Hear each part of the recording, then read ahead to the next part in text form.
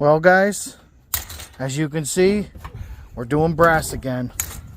Got some ones with the springs. So I got four barrels per pallet. These are the ones that come out of small propane tanks. And we got some more back here. So we're going to be cleaning this stuff up. We're going to have probably 2 or 3 part video. What do you say, Joe? Does it smell like money? We go to Sizzler. We go to Sizzler.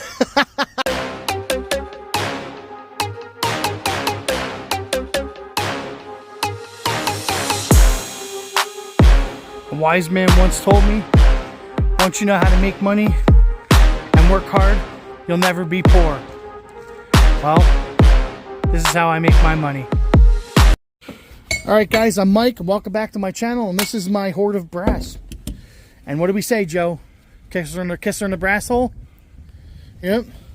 Alright guys, so this stuff was all bought dirty. Some of you guys know, some of you don't. This is my second load of doing this. The first load was actually someone else who couldn't accomplish it, and it ended up getting off to me. So there is 12 barrels all together, and as you see, it's dirty. You got to take the caps off, make sure there's no steel, take the ends off. If any of you guys ever took those propane tanks off, these are some of the bigger ones. These are some of the ones out of like the old 100-pounders. These are the fill valves, the check valve ones with the springs on them. And these barrels are so heavy you can't even move them. There is just shy of 9,000 pounds here.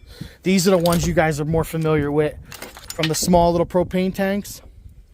So you just got to make sure that screw, that bleed screw, obviously it's not rusted, so it's not steel. You cut that plastic off. And some of these are pressed on, some are screwed on, some are safety hex heads. We're just going to cut this off and take these off.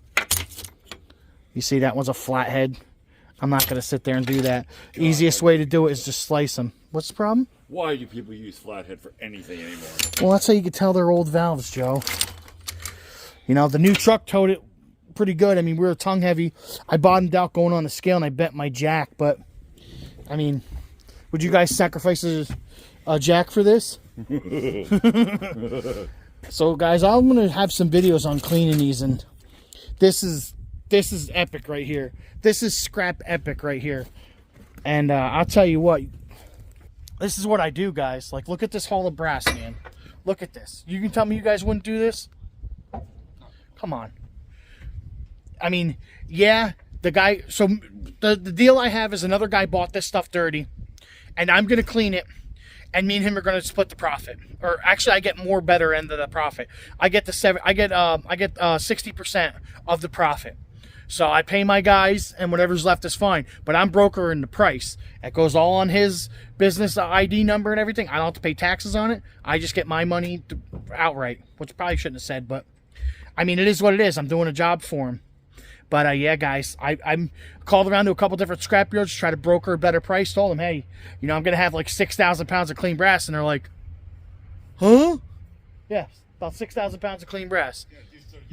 People aren't bringing that in there. And this is the thing. I could do this every week or every 2 weeks. So the guy that does this, him, his son, and another guy do a load. So they do a load, I do a load. We keep breaking it up because you get too tired doing it. And sometimes it takes a lot of work if there's a lot of them springs in there, which I showed in a previous video.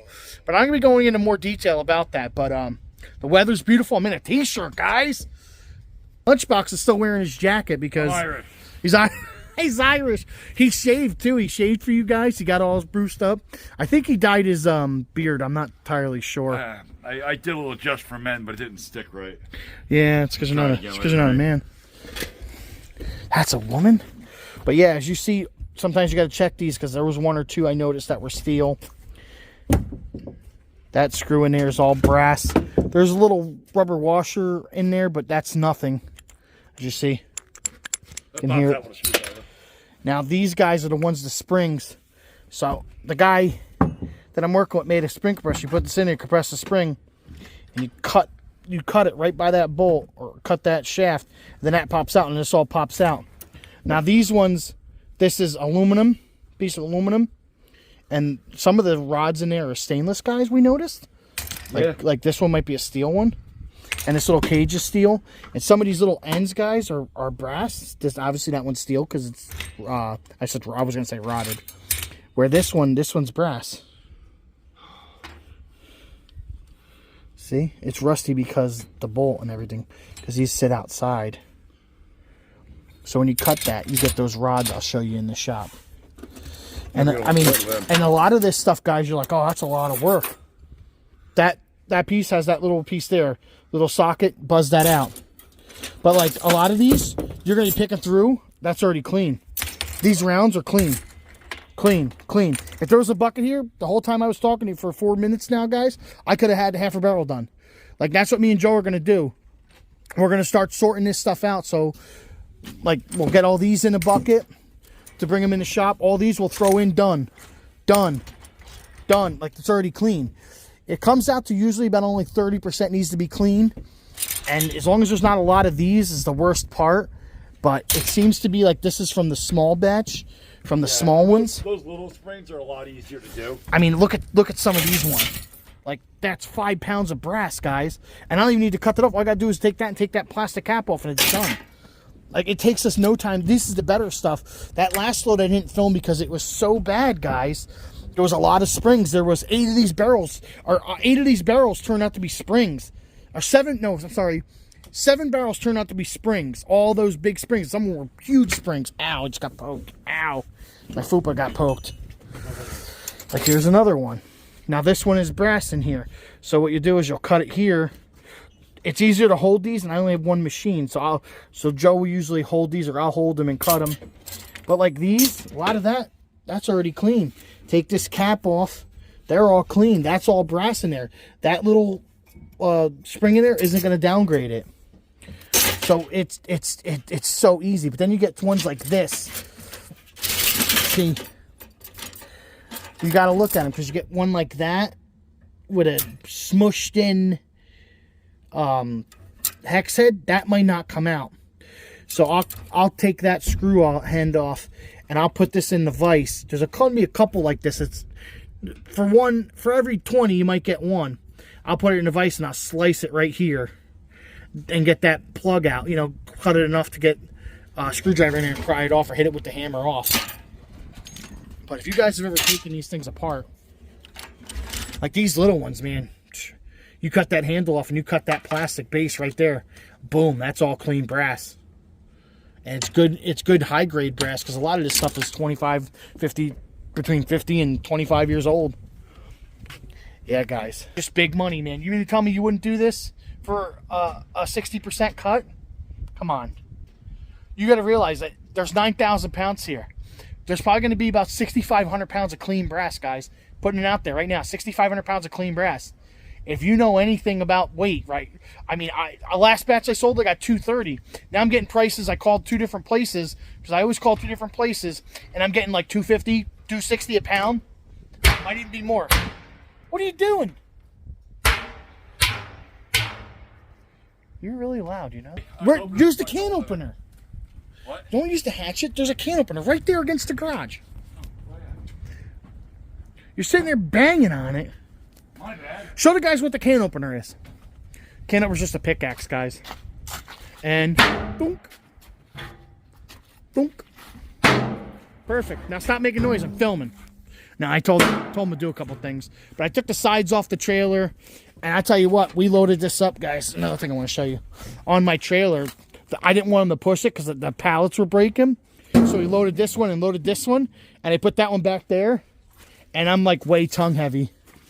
I bent, that's how I bent that. You see it's going, I didn't put the sumo springs in this yet. And we're pretty sad here. I think it's the most it's ever squatted. My hitch is only like 5-6 inches off the ground. It's bad. But yeah, guys, if you want to see, I'll show you the hitch. You see how low that is. Oh, my hand's in the way. If you guys want to see what we get in that process of cleaning this brass, guys, stick with the video. Because there's going to be a couple videos on this. What we're going to be doing in the next couple days. We'll see how long it takes us to get this. Joe's already getting barrels ready. We're going to start. He's punching holes in them, so It's supposed to rain tomorrow, so I'm gonna get some barrels and get some holes in them. But alright guys, I hope you like my video just explaining on what I got for this brass. And it's gonna be a big money haul, guys. It usually is. Last time I think they made just under, I think it was like 18 grand. Stupid money, just picking through and cutting through and working. You know, nobody's ever afraid to work. But you guys, not everybody gets deals like this, and you know, this company will have, oh geez, I don't know, what do you say, over 250 barrels a year? Like, we're talking $500,000 a year scrap thing. So I don't want to go around and pick the little stuff. Like, I got water heaters to do tonight. I'm like, oh man, I want to get this done. But I don't want to get rid of that because, you know, once we catch up on all this, it'll be a while before they catch up for us. But they're getting into their busy season and everything. But yeah, guys, this is me and Lunchbox's adventure for the next couple of days. And look, he's already going through and grabbing the spring ones out. Let's get a tote or something for the already clean ones. No, right into a barrel. I wanted to put the valves in the barrel. I have more barrels. Oh, okay. So, alright guys, that's what we're going to do. We're going to start sorting and everything. But, yeah guys, this is my adventure and these are the things I get myself into. But, hey guys, all I have to say is, peace. Go get your adventure.